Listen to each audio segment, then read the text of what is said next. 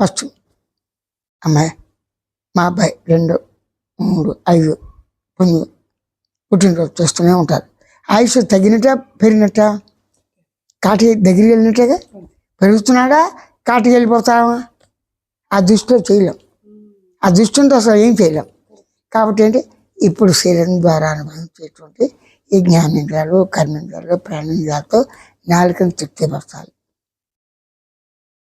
ముక్కున వాసనతో తృప్తిపరచాలి, చెవులు మంచి మాటలతో తృప్తిపరచాలి, స్పర్శానుభూతి, ఈ చెవి, ముక్కు, నాలుక, కళ్ళు చూసినవి ఇవన్నీ కరెక్ట్గా ఉంటాయా? వాటి కంట్రోల్ చేయగలరా? చేయలేనప్పుడు వాడిని మీ హ్యాండిల్ని వేసి కంట్రోల్ చేయటం శ్రమ ఎక్కువ అవుతుంది. వాటిని వదిలేయాలి. అది వదిలేస్తా అంటే వదలవు.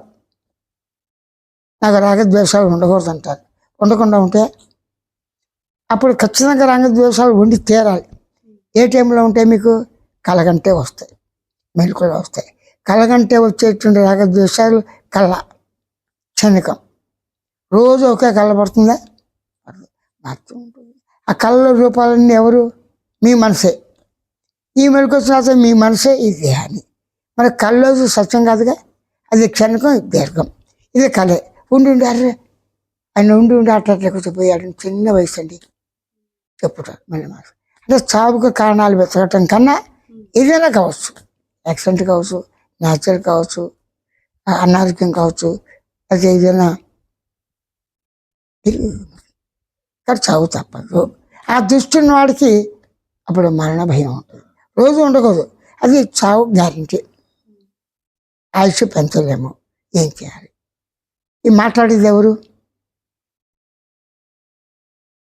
నేను.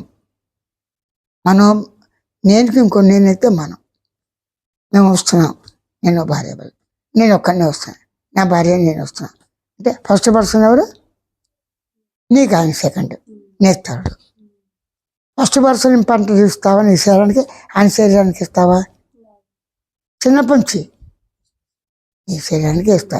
ఆ వయసుని బట్టి స్విమ్స్కి ఇస్తా, ఆటపాటలు ఉంటాయి, రైలు ఆడుకునే సామాన్ వాటికి ఇస్తావు, నాదని దాచి పెడతావు, మెడల్స్ వచ్చింది జాగ్రత్త దాస్తావు. అప్పుడు ఏమిటి, నువ్వు పెరిగే వాతావరణంలో నీ గురించి గుర్తింపు, నాట్యంలోనూ, పాటలోనూ, ఏదో దాలో ఉందనుకోండి, జాగ్రత్త చేస్తావా, అక్కడ పెడతావా? అంటే నీ ప్రతిభ గుర్తించి నీకున్న కెపాసిటీ బట్టి అనేక రకాలు వస్తాయి. ప్రతివాడికి ప్రతి ఫీల్డ్ జాగ్రత్త రాస్తారు. వాటిని చూసి పొంగిపోతాడు, నాకు ఇన్ని వచ్చాయి. గర్వం వస్తుందా లేదా? వాస్తవికంగా మించిన ఉన్నారు లేదా? అలాగే మన పరిస్థితిని ఇంకొకరితో పోల్చుకోకూడదు. ఫస్ట్ మన దరిద్రంగా ఉన్న, ఐశ్వర్యవంతంగా ఉన్న ఇది నశించేదే. దానికి మార్గం లేదు. నిద్రపోతానికి ఏ మార్గం ఉంది? సైకిల్ మీద వెళ్ళి నిద్రపోతావా? కళ్ళగంటానికి ఏ మార్గం ఉంది? న్యాచురల్గా నిద్రలో కళ లేదు. నిద్రపోవటానికి ఏమైనా మార్గం ఉందా? అయితే మొత్తం తల్లేస్తారు, గంగే తాగుతాడు, తాత్కాలికంగా మళ్ళీ రోగం వస్తుందా? సహజంగా నిద్ర అందరూ పడుతుందా? మెలకులు, భార్య పిల్లలు, వీళ్ళు వాళ్ళ మాటలు అవన్నీ తలంపులు వచ్చి అది ఇంకా ఇల్లు కట్టకపోయావు. ఎన్నాళ్ళు బాధపడ్డావు? ఏడిపించారు. ఎప్పుడు అవుతుందని నేను అవుతుంది అని చూడు, ఇంత అవుతుంది నువ్వు అనుకున్నావు. ఇంత అప్పటి నుంచి అదే కావాలి, పెరిగితే బాగుండు. అది కామయే. ఆ సమయం వచ్చేప్పుడు వచ్చేస్తుంది. అంటే ఆ సమయంలో వచ్చే దాని గురించి వెయిటింగ్ ఉండొచ్చు. ఆ వెయిటింగ్ నుంచి మిగతా పనులు పోగొట్టిన దీని గురించి ఆలోచిస్తుంటే ఏముంటుంది? ఆలోచనలు బీపీ. అది రోగాలకు కారణం. ఆలోచన కారణం అంటే కోరికలు కారణం అంటే వాసన కలుగుతుంటే నాలుక అది బాగుంది ఇంకా ఎక్కువగా తింటే ఏమవుతుంది? అంటే నాలుగని తగిన విధంగా వాడుకో. చెవులు చెప్పే మాట విని పనికొచ్చేవి చూసుకో, పనికిరానివి వాసన దుర్గంధంగా సుగంధ అంటే నీకే తెలుసుగా. ఒకప్పుడు తప్పనిసరిగా చండాలంగా ఉన్న చోటు నుంచి వెళ్తావు, రోజు అలాగే తప్పదు. ఏం చేస్తావు? బాగా ఎండు చేపలు రోడ్డు ఉంది, అది దాటే వెళ్ళాలి. ఏం చేస్తావు? అద్దె కంపెతే మారుతావు, సొంత కంప మారుతాను లేదుగా. లేదని అడిగించారు, అది అద్దెకిచ్చి మంచిగా సారిపోతాడు. తప్పించుకున్న మార్గం అదే. మన గురించి వాళ్ళు తీసేరుగా. మద్రాసు వెళ్ళారు, అడిగారు అష్టలక్ష్మి గుడి ఉంది, చేపల మార్కెట్ నుంచి వెళ్ళాలి, అంత వాసన. వాళ్ళని కాల్ చేయగలరా? దేవుడు కాబట్టి సర్దేసుకుంటున్నాం.